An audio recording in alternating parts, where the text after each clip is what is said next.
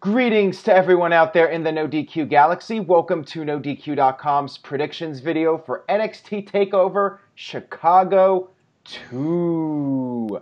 I am being joined by the No DQ panel. First, we have from NoDQ.com/Greg, we have the reigning and defending wrestling trivia champion, Mr. Gregory Cherry. How excited are you for the NXT pay-per-view? I'm excited like I am for every NXT pay-per-view. They always seem to deliver, and especially with the storylines going into this one, especially based off of last year's show in Chicago, it should be an incredible show. I'm looking forward to it. All right, and over at NoDQ.com/Virtue, we have the greatest columnist in NoDQ.com history, Virtue. How's it going, man? Well, you say columnist, but I don't write much anymore because I do videos, so we're going to have to change that moniker. But I do like greatest in history, but I'm going to be there, Aaron. I'm going to be there with you in Chicago, and it's NXT. That's all I got to say. Pass it on to Greg. Or, sorry, Jeff. Jeff at NoDQ.com/Jeff. We have good old JM, Jeff Meacham, the former wrestling trivia champion. Jeff, how excited are you for this show? I've been up for 25 hours plus. I'm excited for anything right now that's not making me comatose. All right. Well, Jeff is a little tired, folks, but we're going to get him awake and all excited. Hey, you know what? NXT being this weekend is going to get anybody pepped up because NXT, like Greg says, always delivers. You two are going to be there in Chicago to keep the noise level up, I'm sure. It's going to be a good weekend for everybody. Absolutely. All right, so let's go ahead and break down this card. We have 5 matches confirmed, and I guess at the end we'll talk about potential additional matches or maybe surprise appearances. First up, we have the tag team title match, NXT tag team titles, Undisputed Era, Kyle O'Reilly and Roderick Strong versus, I'm not sure how to pronounce his name, One? Is it One, Lorcan, and Danny Burch? Only Lorcan. Lorcan. So, Virtue, let's start with you. Your thoughts on the Undisputed Era as tag team champions right now. Do you think their reign will continue? Yeah. And I'm an Undisputed Era guy, maybe because I've seen Adam Cole at indie shows a lot. A lot of my buddies absolutely love this group. They see a little bit of Shawn Michaels in Adam Cole. Imagine that. And who's working backstage at NXT? I finally caught up on NXT. And these new guys, I'm going to call them these new guys. How long have they been around? Am I missing the boat? They've been around long enough where they're not new to the NXT audience, but to the casual fan, they're new. To the push that they're getting, though, it's like right. If they win, I would be scratching my head. So unless they're going to move Undisputed Era up, but I don't think so because it's only June. So yeah, I think it's going to be this might be the opener, in my opinion. And in any NXT matches, all 5 of them that they usually have, the crowd's into every one of them. I mean, you could pick the worst match on the card, and the crowd's still going to be loud. So I'm going to go with Undisputed Era retaining by pinfall. All right, Jeff. Gotta agree with that. There's probably be some chicanery in the end because it's Undisputed Era and they got to cheat to win. They're a heel after all. They are heel. They are heels. Yeah, here we go. It's starting already. It's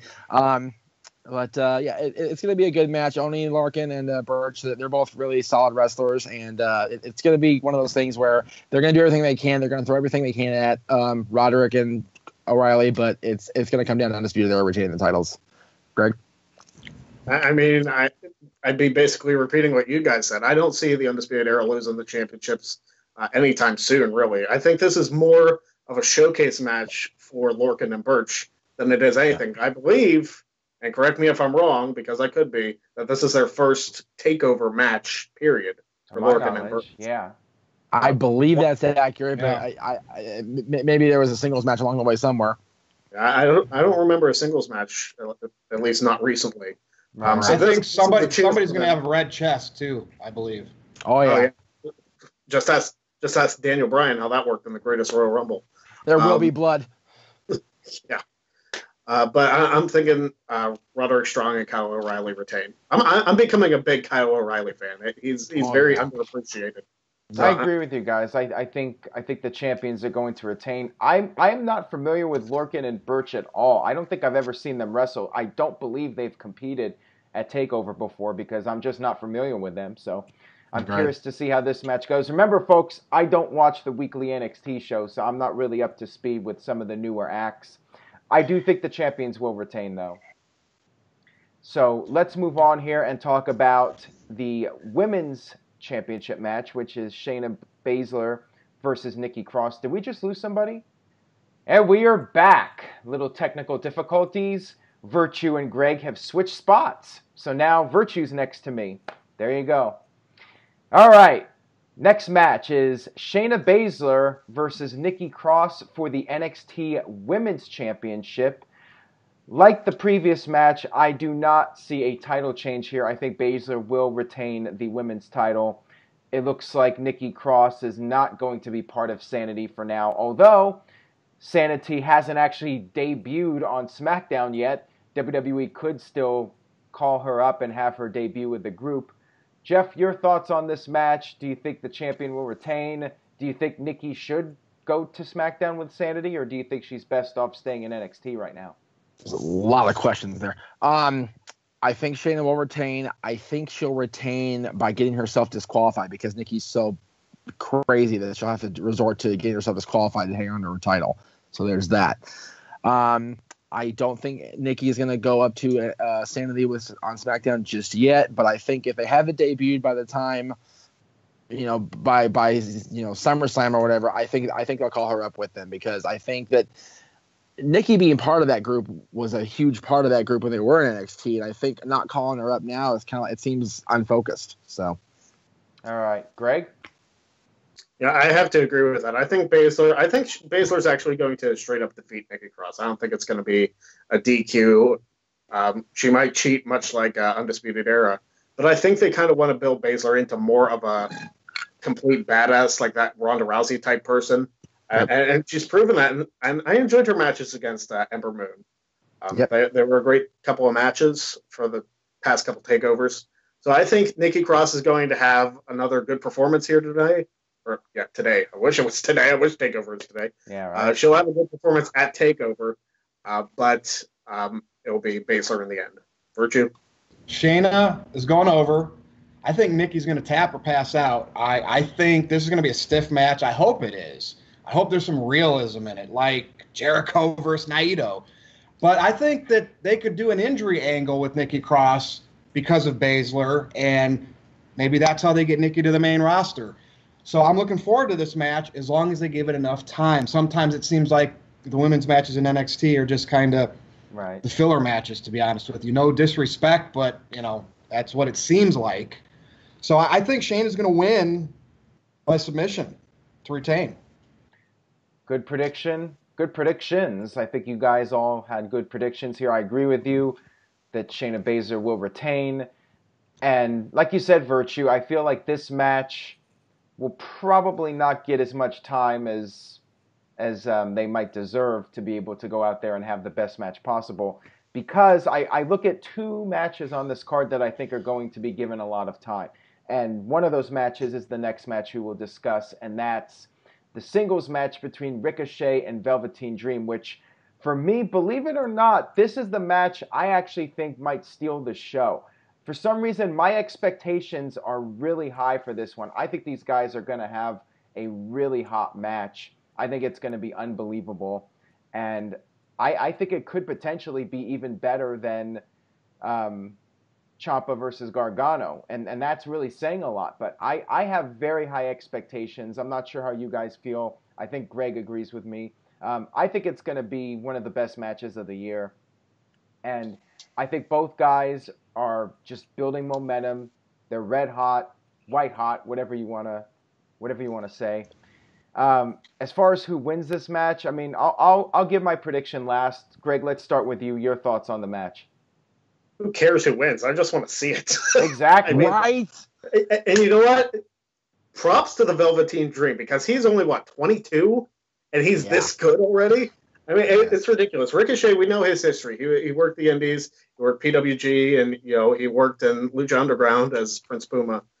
Ricochet is incredible, but Velveteen Dream, a lot of credit needs to be given to him, because in just this short of a time with the gimmick he's been given, he has taken it put the Rocket Tubes back and send him straight up because he is incredible. So props to the Dream for that.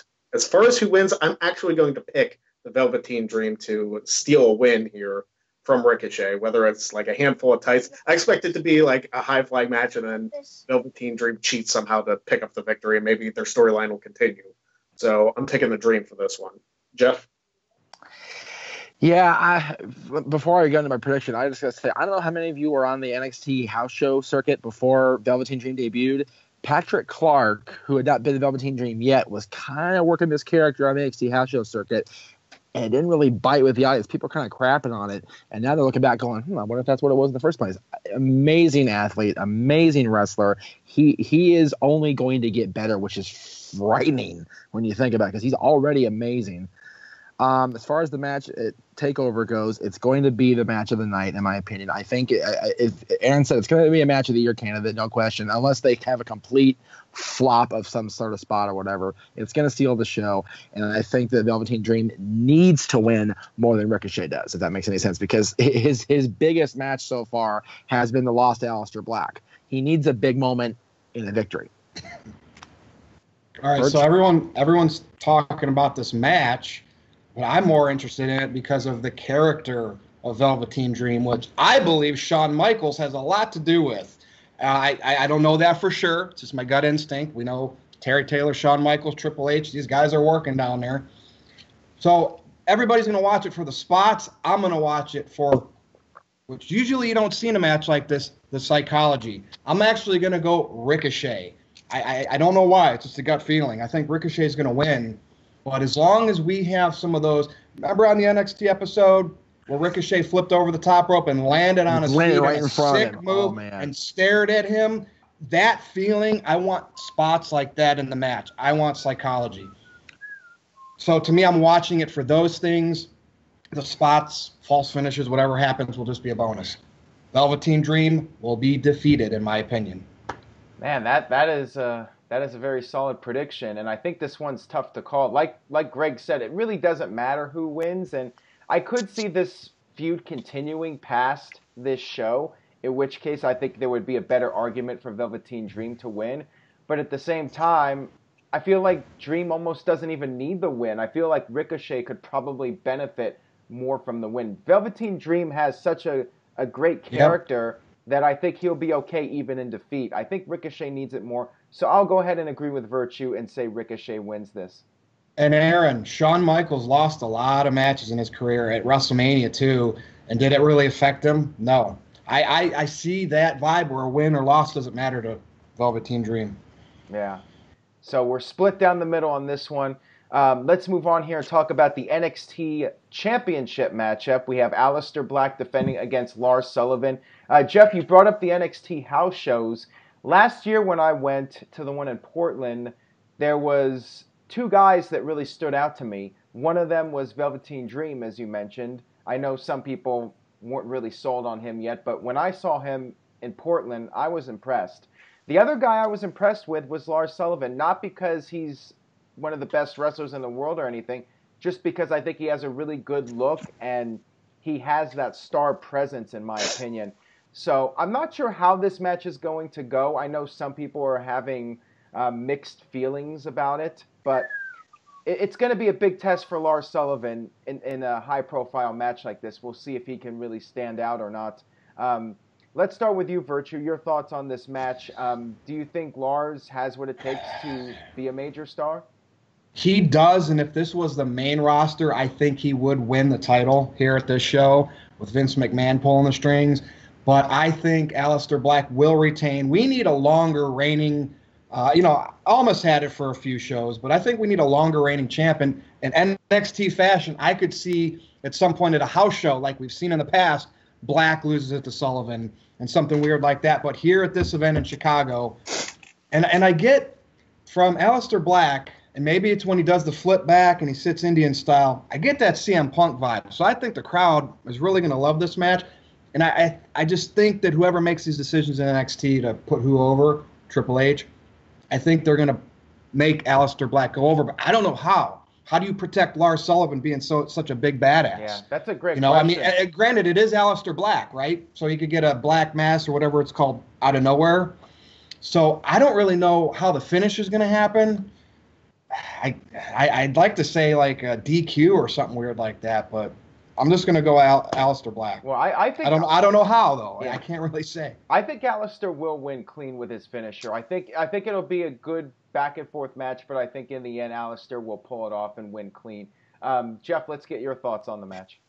It's going to be heavy hitting. It's going to be intense. It's going to be back and forth. It's going to be at times brutal, not to watch, but just on the competitors themselves. I think Aleister Black will retain with the black mass, but I think, like Virtue said, it's going to come out of nowhere. It's going to be like a diamond cutter. They're going to be fighting and they're going to be struggling. All of a sudden, boom, black mass. Good night.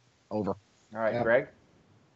Yeah, I remember Lars' match against Cassius Ohno, I believe, Takeover Houston. I think that sounds right. A few months ago. And I was actually very impressed. I really like the presentation of Lars Sullivan as this big monster who really can't be hurt. So, but I do think Aleister will retain. I think it's going to take at least 2, maybe 3 black masses to take him down. Because I think Sullivan will get hit with one and maybe stumble around for a bit. And Black will be like, how did that knock him down? And then hit him with another one and then maybe pin him down. As long as Lars kicks out. I mean, remember Strowman didn't kick out. I think that match with Lesnar probably was supposed to have more F5s, and Strowman didn't kick out, supposedly. Yeah. Yeah. Better than kicking out of 5 times. 5 times. All right. So now we have the main event, I guess, even though it's not for the world title or anything. This feud really doesn't need a title. You have Johnny Gargano versus Tommaso Ciampa in a Chicago street fight. So the question is, how do they top the last match? What are they going to do in this match to top the last one? That is the big question, and I'm assuming this will be the end of the feud, although it could theoretically drag out one more match. Maybe they'll do like Hell in a Cell for Takeover Brooklyn 4 or whatever it is. Is it 4 now? I think it's the 5. 5. Oh, wait, no. I think it's going to be 4. 4. Sorry, 5, 6, 7, 8. Sorry. All right, yeah, it's 4. I'm still tired. Leave me alone. No problem. So I could see them theoretically dragging this out one more match and finishing it up at SummerSlam. I'm just wondering, how do you top the previous match? That's my question here. I don't know who wins this one, but if they do keep it going, I think Ciampa needs to win either way, whether it's the last match or not, or if they do one more match. I think it needs to go to Ciampa in this one. Greg, let's start with you. Your thoughts on the match and what do you think is going to happen? Well, I think this particular match is more special than the last one because Chicago's where it all started for this. Yep.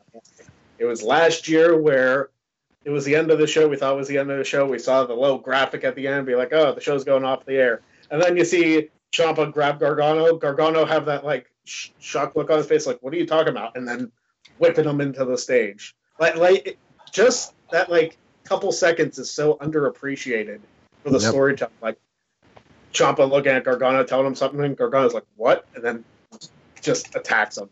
It's like I wish there would have been like a microphone or something to pick that up to like build up the intensity of the storyline of what he actually said to him. But I think this match is going to be fantastic. I think there's going to be blood in this match. Like I think that's how they ramp it up. Like I know they've tried to do away with blood of any kind, but there was blood on the last NXT show where Gargano attacked Ciampa. I'm terrible with pronouncing his name. I think this one goes to Tommaso Ciampa. I want to say he actually knocks Gargano out. Well, like it's not a pinfall victory. I think he just straight up knocks him out and the referee just called it. I think we talked about this maybe a few weeks ago, the idea that maybe Candice LeRae will turn heel on her husband and join up with Ciampa in a huge swerve. What do you guys think about that as a possibility? Virtue? All right, so what was it, 2012 Extreme Rules, Chris Jericho versus CM Punk in a Chicago street fight? It was after the WrestleMania match. So there's some big shoot. I enjoyed that match. I thought it was better than the WrestleMania match. So there's some big Chicago street fight shoes to fill for Ciampa and Gargano. This one's sanctioned. I really think Ciampa needs to go over. And Aaron, I was one of the proponents of this Candice heel turn. Something about it, though, I don't think it'll happen. But I could see her still getting involved somehow and taking a nasty bump where Johnny's so concerned, and that's when Ciampa goes nuts and does whatever he needs to do to win. So I do think there'll be some Candice drama, and it's going to help Ciampa, but I don't think the turn's going to happen, as great as that would be, in my opinion.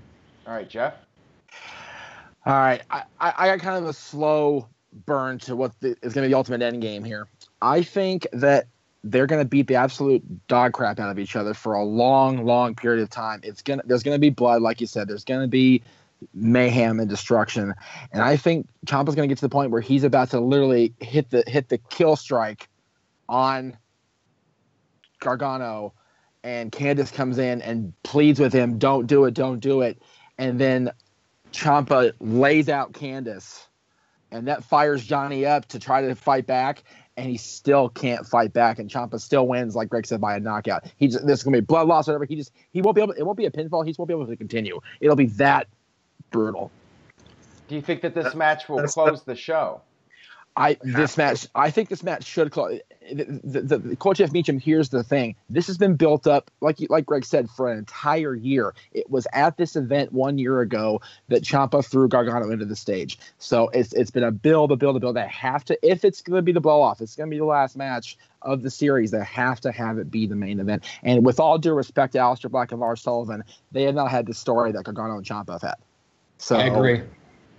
All right, so that concludes our predictions for the 5 matches. I'm hoping they'll add another match. I mean, I really wanted to see Adam Cole versus Pete Dunne, although I know Dunne is going to the UK right afterwards.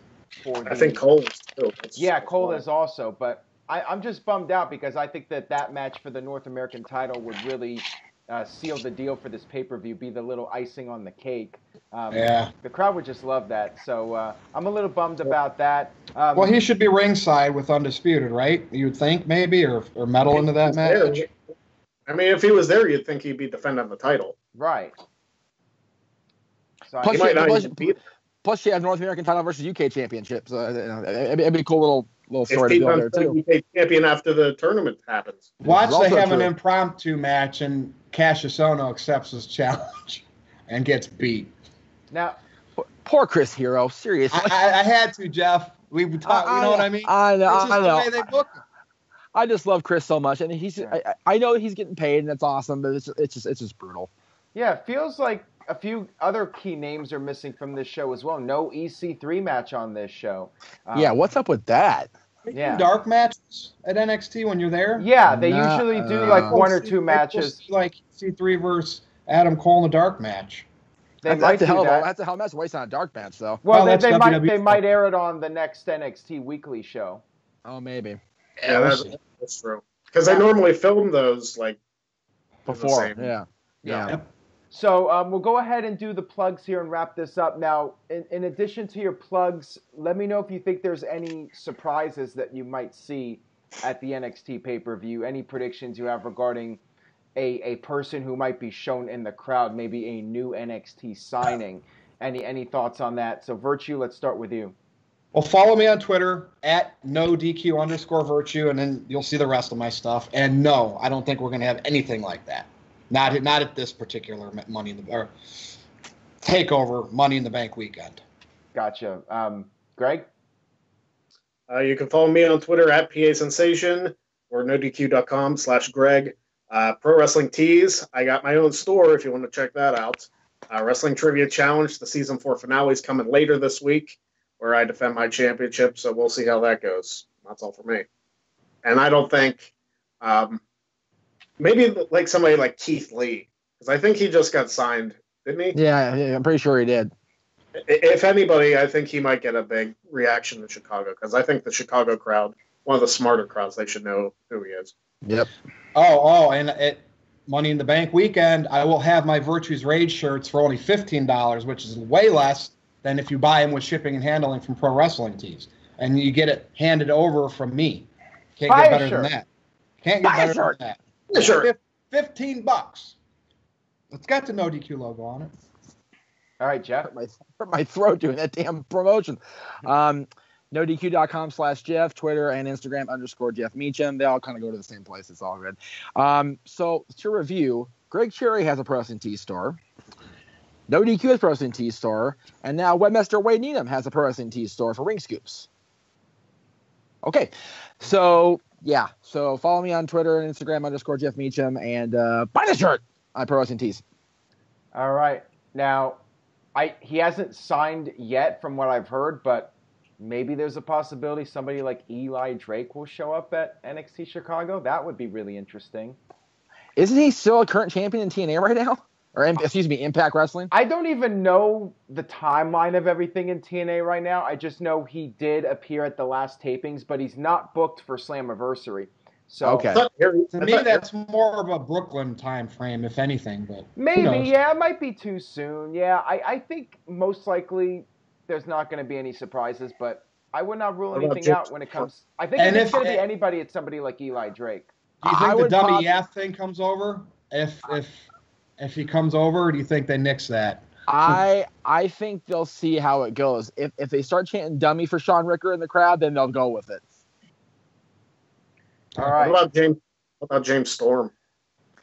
They already did that with James Storm though. They kind of been there and didn't sail that ship through NXT already. It's like and they didn't sign him, so it's like why bother rehashing if he's not going to stick around full time still? I was thinking James Storm too. I mean, never say never, but I think if anybody shows up in the crowd, it'll be Eli. It's got to be Eli Drake, Storm. yeah. All right. But other than that, I don't think we're going to see anybody. So we'll go ahead and wrap up this video. Thank you to everyone out there for watching and supporting. And stay tuned to NoDQ.com this week for the latest regarding Money in the Bank. We will be back soon with our Money in the Bank predictions. So stay tuned. We'll see you next time.